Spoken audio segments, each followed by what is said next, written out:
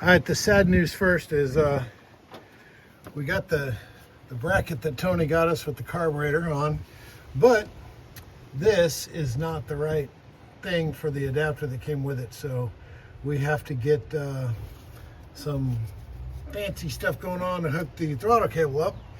And then we could probably skirt this thing because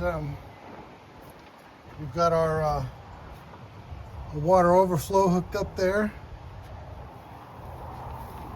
And have our new U-joint in there. Got our carrier bearing prepped up, just sitting on a piece of wood to mock it up. And we got the new stuff way back there. So, and this thing rolls really good. So it's running really fine, nice. So that's where we're at with it. But yeah, we were gonna move it on thumb, but we had to push it. So, but anyway, cool.